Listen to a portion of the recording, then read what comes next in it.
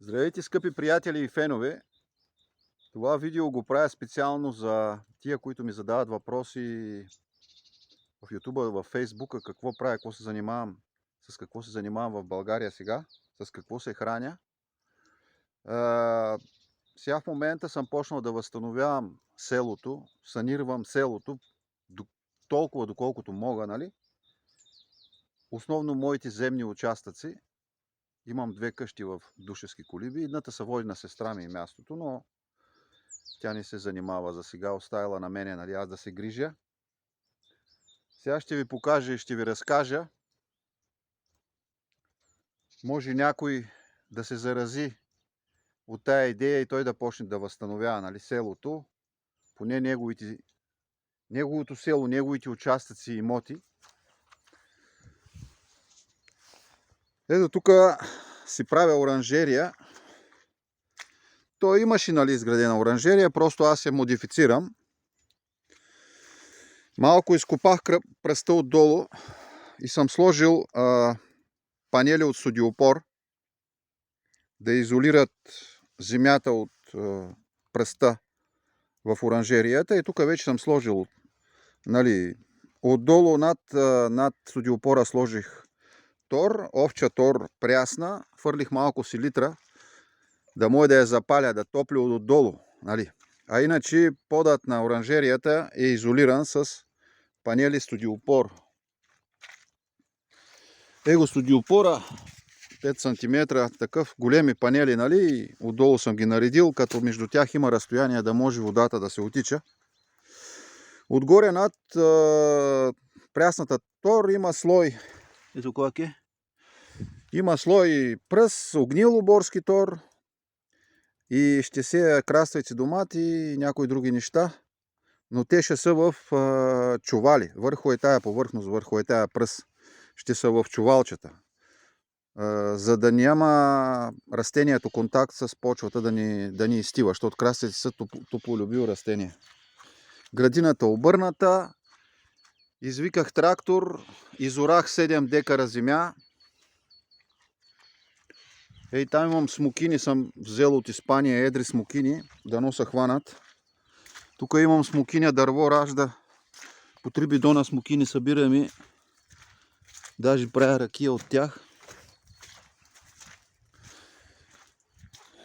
Много е кално днеска, вали сняг. Слава Богу, че вали сняг, има дъжд, да може да се размъкне, да се намокри почвата, да се разбият буците, да намръзне тревата малко, защото орах сега, а трябва да се оре есен. Казват хората, който оре на пролет, не жени и не яде. Ето е земята. Виждате как сме издънили. Тук 2 лемежа изкривихме. Един плуг от татък, на другата къща един плуг щупихме, първия от 4 плуга. Единия го щупихме. Присаждам дървета, сея нови дървета, виждате снега нагоре, поратлината се е хванал. Много се разкаля, тук даже с джип не може да се влезе. Сега има страх да излезе. Имах малко работа, ама не хори никъде. Плевнята сено, надявам се, като тръгне, ще сея лицерна. Забравих да кажа, че искам да посея много лицерна. Картофи, различни модели. И ще видя други култури там. Зависи колко сили имам, защото никой не ми помага. Почти само майка ми, тя е възрастна жена на 70 години. Ние карам да правим нищо. Имам кокошки, 5 кокошки. Носят по 5 яйца на ден. Ама едното е двойно, с 2 жълтъка. Трябва да ги пусна да се разходят. Тъй, че са 5 кокошки, носят 6 яйца. Ярки, млади, тази година първи път носят. Имам и 2 гълъба, ето ги. Хайде, излизайте, хайде. Ето ги и 2 мои гълъба. Единия женския с черна опашка. Струват много пари, някой ако иска да ги купи или да се снима с тях, да дойде. Его мъжкия, какъв и красив. Женската и тя много красива. Айде. И днеска не съм търсил яйца. Сега ще влиза да видя. Курника е тесен, да може да изтопам. Има лампа кварцова, ето е. Ей, 2 яйца са снесли. 2 яйца вече са снесли.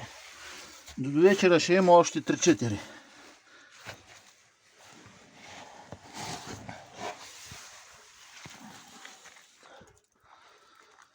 Значи, друго отцепя дърва, паля печката. Имам и 2 овце.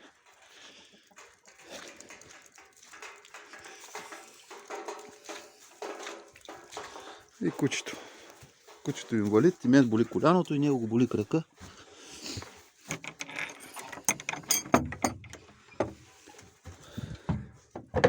Ето ги принцесите. Айде, излезайте. Така, какво ще иска да кажа в видеото?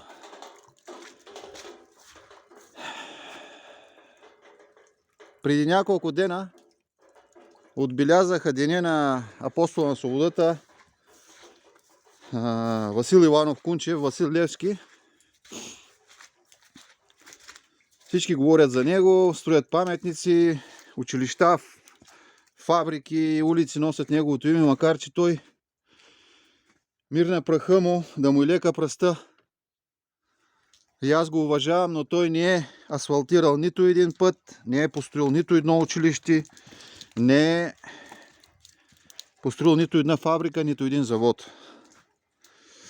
Българските управници се занимават с шовинизъм, популизъм и шешкани, а не се отбелязва и не се споменават имената на много велики хора, които са направили много повече от тия, които се сочат като герои и апостоли. Имам предвид другаря Тодор Живков, който построи много училища, асфалтира улиците в цяла България, построил е цели градове, биеше шамари на турския министър,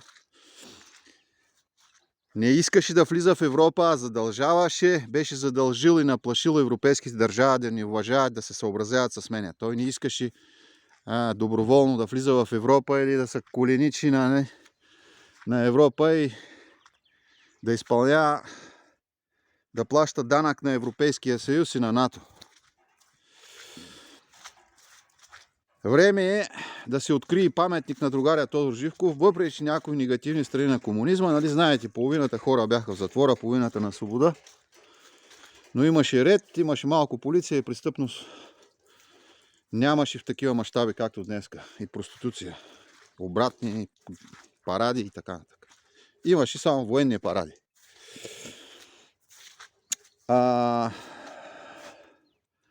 Българския народ е един от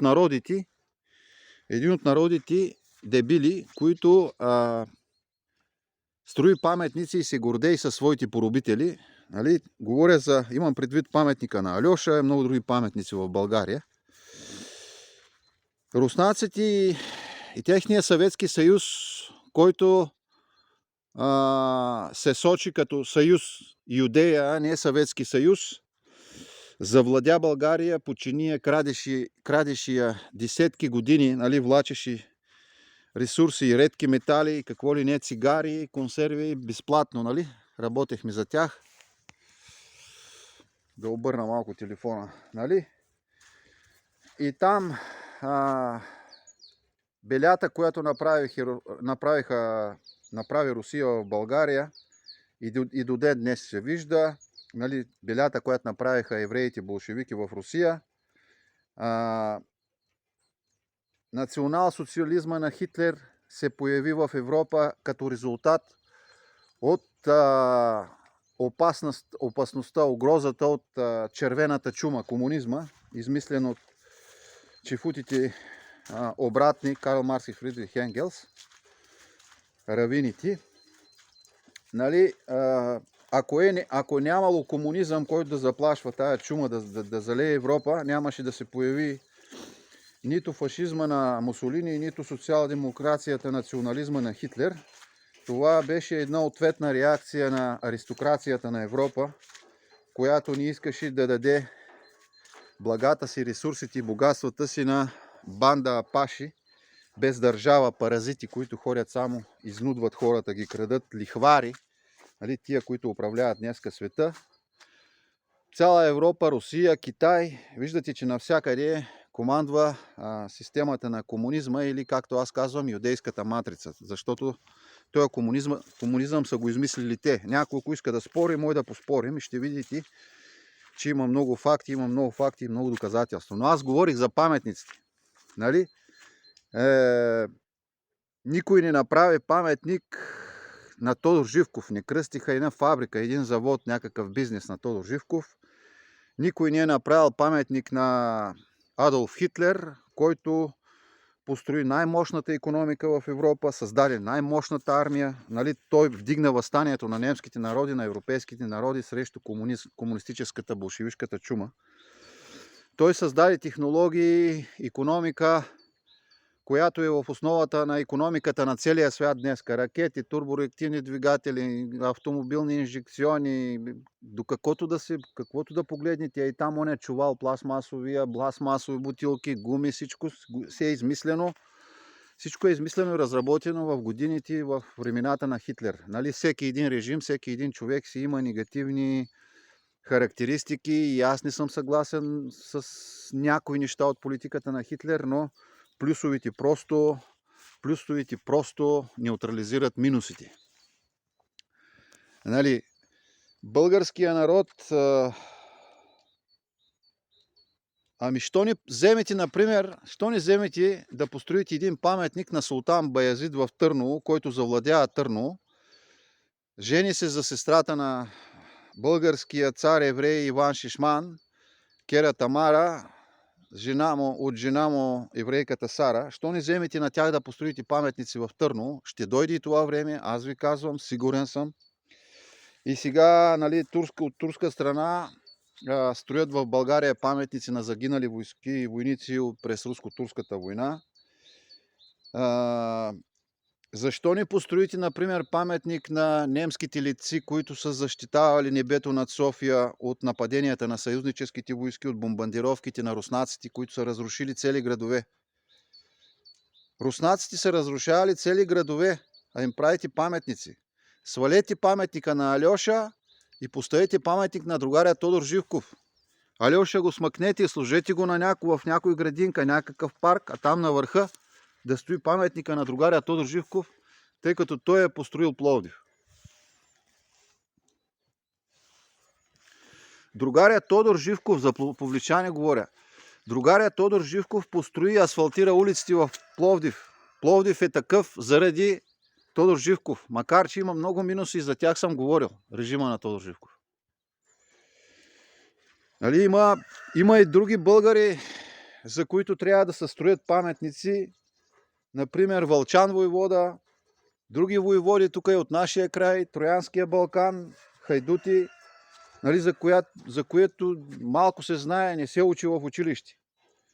Румънците са същите. Те се смятат наследниците на римляните, макар че римляните по времето на император Траян 3-4 години са водили война срещу тях, разорили са цяла Румъния, избили са една камара от населението, завладяват, разрушават столицата Сармагидетуза, убиват Дагоберт, мисля, че се казваше царя им, той се самоубива, нали, в последната битка, когато римляните завладяват Сармагидетуза, отклоняват реката, руслото на една река и изваждат съкровището на царя на румънците, абсолютно ограбват територията ги, поробват ги и плащат тия румънци данък на Римската империя. Същите са испанците, които смятат, че са наследници по технология и култура на Римската империя, която ги избиват народите на Иберийския полуостров, подчинява ги, тормози ги, плащат данъци, насилствено мобилизира в армиите, за да воюват с други народи. 200 години воюват само срещу келтите. Нумансия е била тяхната столица, крепост. В началото не е имала крепостни стени, тъй като келтите не са се страхували от нито един народ и не са ограждали градовете с крепостни стени.